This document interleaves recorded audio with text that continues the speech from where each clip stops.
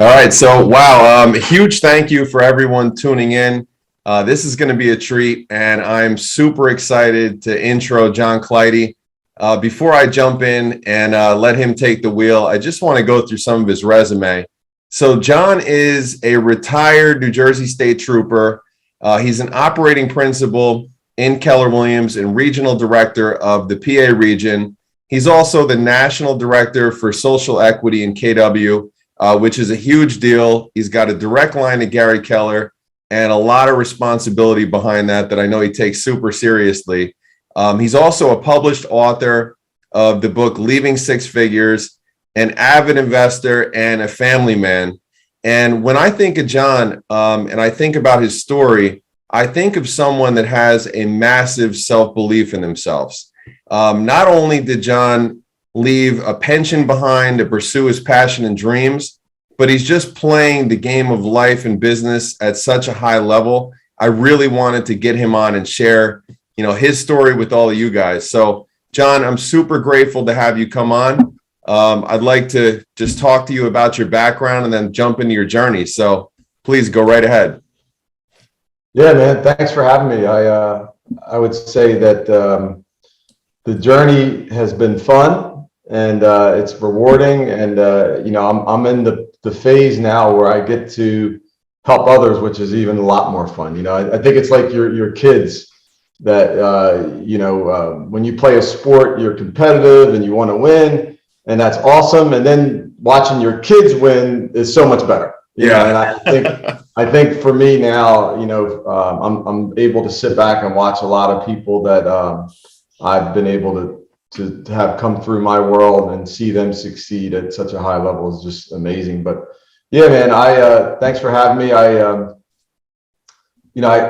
I kid to my wife, I'm like, I was a state trooper for 17 years. It's like, like you didn't do that. Like, it's almost like it never happened in my family. And now it's like, I thought it was cool that, I was in like, I was, undercover and I've been shot at and all that stuff. Wow. And now in my house, it's not really cool. It's like, you're just dad, right? I'm dad, I'm the husband. But the journey still is here. It's, I did a lot to become a state trooper. I did a lot to become a really solid realtor, to have a team and to persevere through a lot of challenges that I talk about in the book. Because one thing about success, Greg, is that not everybody's happy for you. Yeah, this is true. Right? And sometimes, it could mess with you mentally. It could, for some people, it makes them not follow through with what they're doing. If you think about it, sometimes they get so enamored or caught up with the situation or the emotion of where they're on that journey that, and realtors are huge, I guess, folks that sometimes do this where they're right here, they're about to become a mayor. Yeah. And then for some reason they lose that energy, and then there they go. They just stay in that, $7-8 million range for forever, or whatever. Yeah. And then there's some that they get it, right? And then they learn how to hire an admin, they learn how to hire a transaction coordinator, and then they start to move. And then they get to that next hurdle, that 20-25 million, and then they kind of like don't go to the next phase to really be able to, and then they stay there. So I think we all go through those journeys. And I think Leaving Six Figures really was about all those steps, from being, how I grew up, the beginnings we've had, to becoming a trooper, becoming just a single agent, being an investor, and kind of that whole journey is kind of what I share in that book. And I know we kind of shared kind of where we're going to go with this, but later I can talk a little bit about,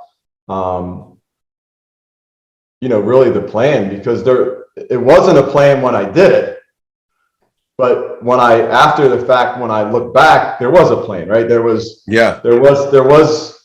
fear, and then there was a plan, and then there was discussions, and then there was budgeting, and then there was, okay, let's do it, let's act. And then there was success, and then there was pay it forward, and then repeat. So John, I'd like to back up a second, right? And just talk to me about when you first became a trooper, right? What drove you to get in law enforcement and become a trooper? I remember seeing a sign that said start salary $50,000.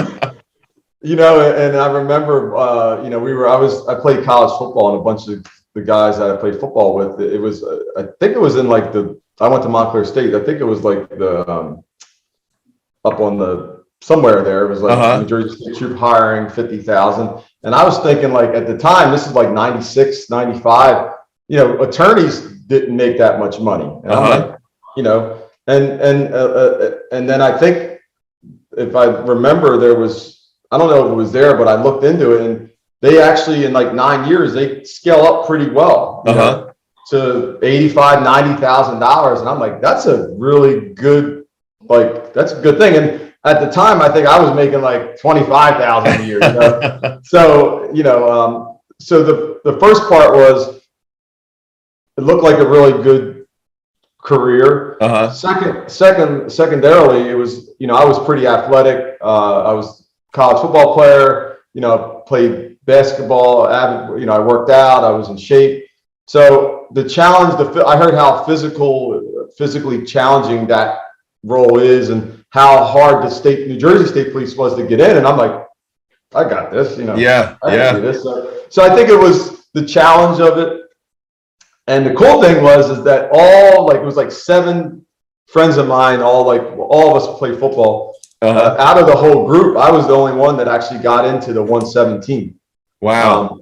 So we go by classes there, but the 117th class was the one that I actually, all of us, we took the test for the 116th.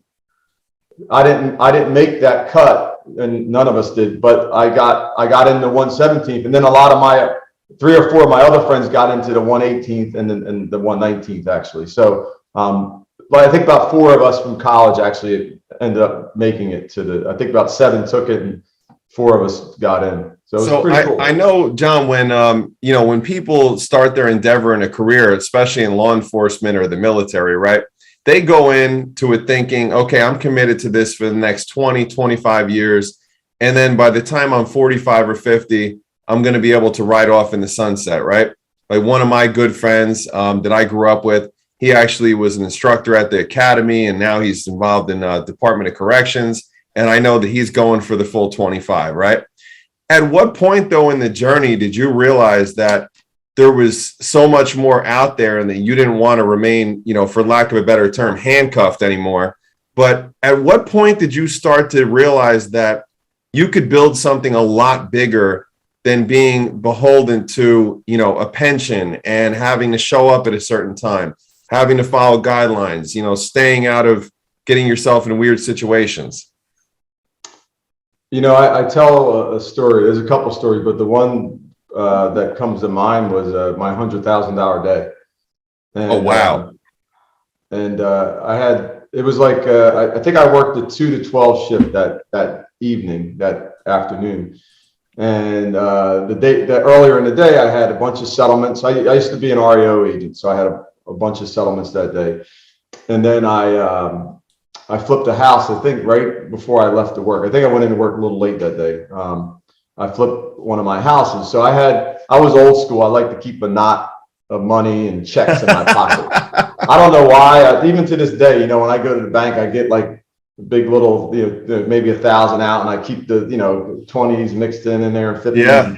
I have a little knot. And then, like, even now, I mean, I got them all sitting here. I got a bunch of checks here now, I'll flip up, I'll have them all like flipped up. And that day I went to work, I had all the, I had just had all the checks, because at my real estate office, they paid you right away. Okay.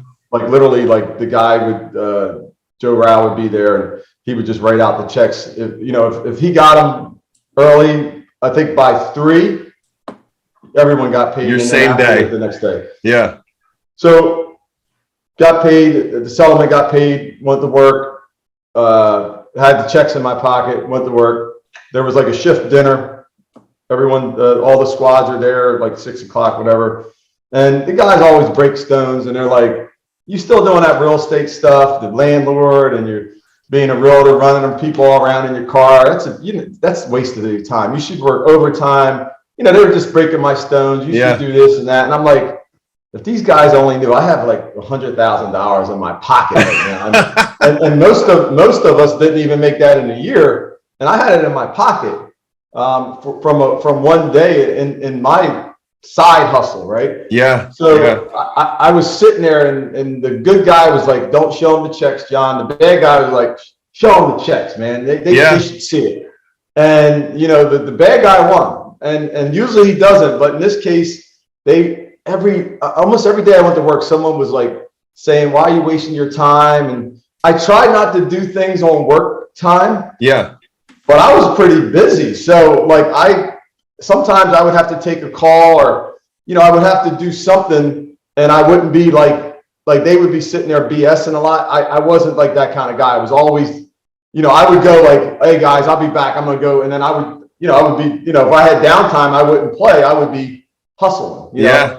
And after a while, they started to realize the correlation between me not being involved wasn't that I wasn't socially active. It was because I was doing something else. Mm-hmm. And that's what kind of led to me changing, seeing that maybe this is not for me anymore. You know what I mean? Because being myself wasn't the most popular thing anymore, and it actually caused me more harm at work than it helped me. So I think seeing that I didn't fit in anymore, little by little, started to get me like a little bit of distaste for being there anymore. Wow. Yeah, this is so similar. It's just bringing me back flashbacks, because I was in such a similar situation in my telecom career, obviously minus the gun and badge, but very, very similar stories. And you start to feel that you're getting pulled in that direction. And then you have a month where you make $40,000, $50,000, and you're like, what am I doing here anymore? So around how far into your career did you realize it was time to get ready for a change? I'm going to say, so I lasted for 17. I'm going to say probably, well, the boom market, 06 and I guess half of 07 it started to shift. But for me, as an REO guy, 07 still was good. It was so good, because I was flipping houses and I was a realtor. So money was starting not to be more of my issue. It was that the pride of me being a trooper, right? I went through 6 months academy.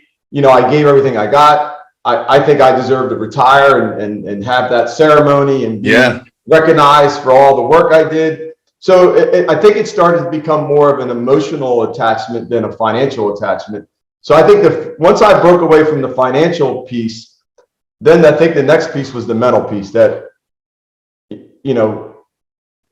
I don't really need to have to retire and have a big dog and pony show. Like, what's more important? Is it my life and my journey and me taking care of my family and providing, really creating this world that I envisioned in my mind? Or is it to follow what everyone else does and wait 3 more years or wait 8 more years if I do 25 and actually, wait for that $70,000 to $100,000 pension for life? I mean, that was the journey. And then it became mathematical, Greg. Then it was like, okay, if I stayed for whatever, okay, I know what I would make. What would I make for the rest of my life? Okay. And now if I get 40 hours a week back, right, which I would, in essence, I would get maybe 50 with driving. What could I do during that time? And then I started saying, okay, I've been able to make $500,000 side hustle. Yeah. So what would happen if I actually just dedicated my time to this side hustle? What would happen? So I started to really talk to mentors, talk to people I trust, talk to my spouse, parents, smart people, smarter than me. Mm-hmm. And the people that I trust and people smarter than me said, you know what? It makes sense. I mean, I know it's crazy, but it makes sense of what you've built, that you could do some really incredible things, and waiting 3 years to leave might not be the right choice. Now, 90% of the people, 85%, are you nuts? Yep. You got a free car. You got a pension coming up for life. You got gas, which the gas in the car is something that I still wish I had. That was, especially now, right? yeah, I still think about that gas, and you know, feeling good about, you know, it was, you know, I was a proud New Jersey State Trooper. I was honored to be part of that organization. When I wore that uniform, I felt that feeling that you should feel. However, I think that it was only once a week, once every 3 months that I felt that feeling. Okay. I was proud to be a trooper, right? And I was more excited about being a business person almost every day of my life. And that's how the transition started to happen, where I was like, it's almost like dating or whatever, when you're with someone, right? After a while, I fell out of love with the state police and I fell in love with business. Okay. All right. So now let's fast forward, right? How did you get to the point of where you are today, right? So you're obviously, I think you've been involved in the Keller Williams world for about 11 years now. You're involved in 7 or 8 market centers. And how did that transition process start? Well, if you're with Keller Williams right now, I think you understand how it starts. I mean, you start getting around some successful people and it's addicting. Yes. Yes. You know, it's contagious. Success is contagious. You know, you are the people, the average of the people you spend the most time with. And I started spending time with some very successful people, and I started attending trainings. I used to really, I mean, I know I have these books here for really, I mean, there's no flash. You can see my wall and everything. I mean, there's no flash about me. Yeah. However, even when I have this book, matter of fact, this book that I'm reading here by John Maxwell, I started to really fall in love with learning. I started to fall in love with financial literacy. I started to fall in love with leadership. Probably my most proud thing that I've been able to really, I think, mastery of is career visioning. If you go on my real estate office in New Jersey, all over is life story and motivations all over the place. So I think me being able to really understand how important getting in business with talent is really was the shift for me, where I was able to really be able to articulate my vision clearly and be able to articulate it to other people so that they see joining forces with me as my partner, that we can also achieve the same thing. So, and like I told you, I started this off is that now my mission statement is to create amazing leaders in my world so that those leaders can create amazing leaders in their world. And really, that's been the journey now. Is like, I love seeing my new team leader now, Brandon, just shine, man. And in my regional role, Michelle McBride's just been shining. I mean, like, Mary Helen and my sales team has been shining now and doing a lot more investing, wealth building with her and stuff. So watching people in my world shine has made me shine even brighter, you know, and it's crazy, but really I'm shining bright and so are they, which we're all winning. We're winning the financial game. We're winning the family game. We're winning the happiness game. We're winning the growth game. And when you start winning those games, then everything else starts to fall in place. Yeah, life gets pretty enjoyable. Yeah. All right. So right now, I know that there's going to be people that are going to be listening to this, right? That are in a very similar situation to where you were, where you knew that you had to make a change. What would you say to that person that's just going every single morning, they're waking up, right? And I know I felt a lot of this in my like the last year before I finally made the transition 5 years ago to go full time. I would wake up and I would not know what job I was supposed to do today or who I was. And I had the conversation with my wife and I said, you know what? The time has come. It's time to go all in and bet on myself. What would you say to that person right now that's stuck in that similar situation? I think the biggest hurdle that I know of, just by being on this journey and talking to other people that are on this journey, because this question is asked of me a lot, I think is the financial part seems to be the hardest part for a lot of people. Like, do I have enough money? Especially like for me, right? I had when I left, I had 4 children at the time. Wow. I think my twins were born in 2011. I left in 2014. So So once again, I think the first part is money. So if money's the thing, then I think you got to know, like real estate, right? Like, or a market center. What's the reserves do I need to have to be able to live our lives so it doesn't affect my family? Am I doing something I'm passionate about, right? So forget like you want to leave. Well, when you leave, what the heck are you going to do? Yeah. Like, and really it's about real estate, but it doesn't have to be. I mean, it could be, you could be awesome in tech, you can be awesome in mortgages, you can be awesome in insurance, you could be awesome in, I mean, I heard this amazing story at the gym of these, I think they're from Guatemala or somewhere. These two ladies that left 10 years ago, their country, came here, no money, and started a Amazon business where I guess they were buying a bulk of Amazon stuff and then reselling it. And they got this big warehouse, and now I think they made $3 million last year. Wow. Net, I heard net, not gross, net. Wow. Between the two, and like, you know, they had nothing. I mean, I think they came here, you know, and I think they just got their citizenship or something like. So, you know, I think, you know, when you're passionate about something, you'll do it. You know, what's the saying we say?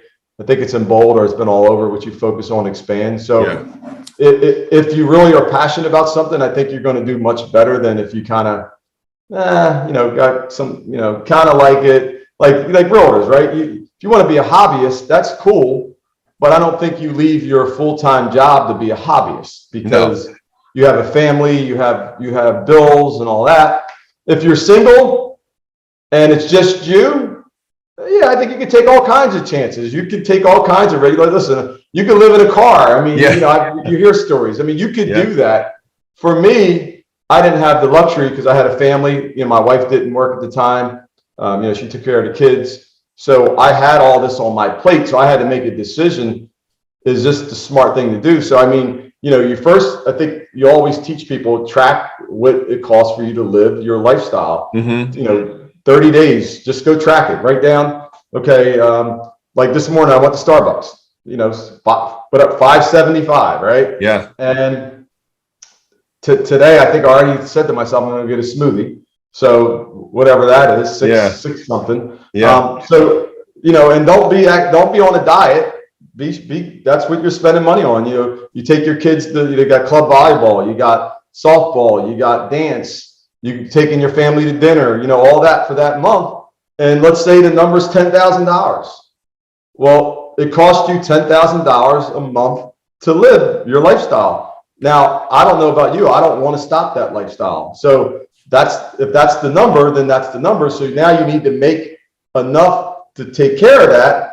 You need to have the rainy day money. And also, if you want to invest, you need money to invest. Yes. So for me, it's, you know, I like to invest probably almost 40% of my income back into some sort of investment, whether it be market centers, title companies, real estate. You know, I'm starting now to buy the buildings that my market centers are into. So that's been a play that I love. You know, over the last few years, we've been able to do that.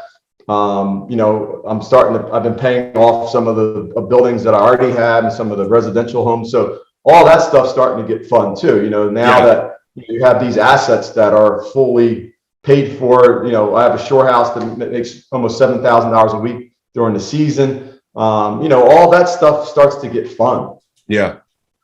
Awesome. All right. So John, you have so much going on, right? When we talked about your resume in the beginning, how do you just manage the day to day and not get stuck living in stress, right? I know you must have a lot of people coming at you in many different directions from all over the country at this point. So how do you manage your day to not get into that stress mode and really stay focused on the task at hand? I got a great wife, number one. I picked a great life partner. I think that's the first part. Number two, you know, people say it, work hard, play hard. I try to play hard. And sometimes that play hard is just going to the beach with the family. Sometimes that play hard is, you know, going to the volleyball tournament for the whole weekend. Going for a weekend with my wife, which we got coming up soon, which is pretty exciting. for just date night, Yeah. overnight. So I think being able to manage the difference between your personal life and your business life. I recently hired an admin to kind of handle my calendar, and I think that's been a big help. I also say that Gary Keller said this in a mastermind. He said, "I'm no different than everyone out here, right? All of you, we have 24 hours in a day. The only difference between me and you guys is that the line for me is longer, meaning I have more people waiting in line to talk to me or to whatever." And I think the same thing for me, being a division leader, RD, multiple market center owner. Just I got a long line. I still prioritize that line. So there's some conversations I don't need to have this week. I just don't. They will happen next week, maybe 2-3 weeks from now. No disrespect. Even this podcast is not, if it didn't fit in my timing, then it doesn't fit, you know? Yeah. And I think that's just how it's a prioritized schedule. And there's some things, being in my role, that I need to be able to stop whatever and go to that because of the urgency of it. So my calendar has all that in it that allows me to have that time. I'm not a big lunch person, so I'm good with eating a bar here and there. I'm a worker. So for me, it's not like I need a lot of like downtime for me during the day. And then that night with my family, it is what it is. We're watching TV or whatever we're doing, then that's the downtime. And, in the morning is my time, right? Early. I say, from 5 to 7:30, from 5 to 7. Yeah, 5 to 7 is usually my time. Or 4:45 to 7 is my time. And then from 7 o'clock till around 7:45, it's who's taking the kids to school, who's taking them to the bus stop or whatever. And then, 8 o'clock, let's go, and it's game time. Love it. For my world. Yeah. All right, let's talk about the book. So the book is Leaving Six Figures, right? Yep. All right, so just talk to me about the book and what inspired you to write the book. Was it the desire to just share your story, and what was that process like? I always wanted to write a book, man. And I started, I think in 06 and 07, I started to write a little bit. And my wife said, "Well, what are you writing about? What did you even do that you think people won't even hear about?" And that was like hard. I was like, damn, like, yeah. And the crazy thing, she was right. I was like, what the heck is it? Like, no one cares. I had this title forever. And people try to make me change it because I was saying I'm going to leave this job. Like, I knew in 06 and 07, I was like, I'm going to leave before. But it was so taboo because since 1921, no one has ever left that didn't get killed or fired. So wow, I did not know that. Like, people don't leave these jobs even that close. Like, I mean, I was 3 years shy of a pension for life. So I mean, it's not like, it's not that long. I mean, 3 years is not that long. However, for me, driving to work every day, those drives were like, it seemed like maybe it was an hour and a half. It felt like 5 hours. Wow. And going home, I think I was happy because I was going back to my happy place in business. Driving there, it was horrible, man. It was horrible. So the book, because I was a regional director, I started writing it on airplane rides to Austin, Texas. And what I did was I didn't know how to write. So I just started writing chapters of my life.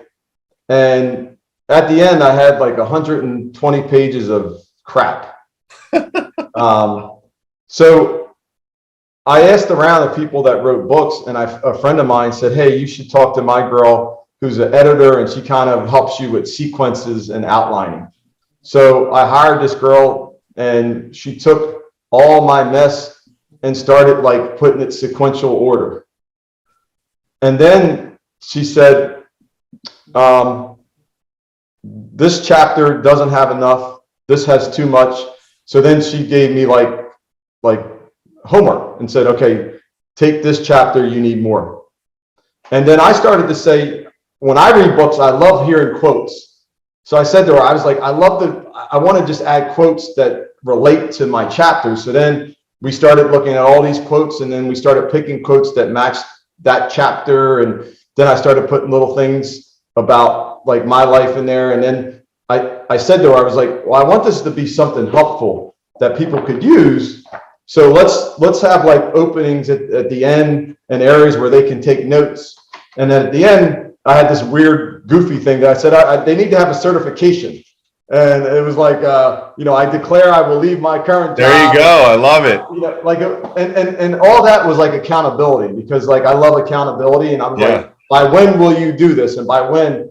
And then I started saying like, what's your plan? Who's your mentor? How much money do you need? And I put a little budget in the back of the book. So, it was really, people always tell you, and I think it's true now, I know, because I'm an author now, is you don't make money on these things. Yeah.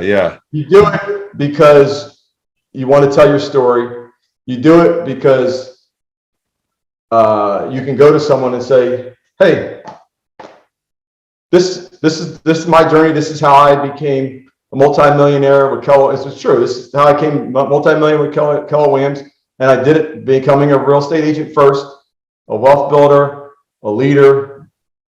And then I played it forward and paid it forward and paid it forward, and it's all in here. I mean, I tell some fun stories, who doesn't like a nice cop story once in a while? I can't wait to order a batch and share it with a bunch of the dual career agents in our market center. So that's awesome. So John, I want to be respectful of your time. So I want to wrap up with a couple of final questions. So the one is more of a selfish question, right? It's about your morning routine. So I know you said that 5 to 7 is your time. Talk to me about your morning routine and how you get primed for the day. Yeah, so 4:45 I get up. I already have everything packed for the gym, meaning my sneakers, my knee brace, everything's in the same place every day. And I leave the house at 5. I get there at 5:15. That whole ride, I listen to usually a book. Then I go to the gym. I'm done. It's 5:30 to 6:30. It's a group class. I listen to the other portion of the book. I try to do 30 minutes a day, whether reading or Audible. Usually it's usually Audible, unless I'm on a plane or like, at a beach or something like that. And then, like I said, I shower, and then my kids are getting ready for school. So kind of hang out with them in the morning while they're making their breakfast and everything. And we take 2 to a bus stop that's right here in our development. And then 2, we drive. And we just decide every day, depending on my morning, like what calls I have, if my wife takes them or who we take where.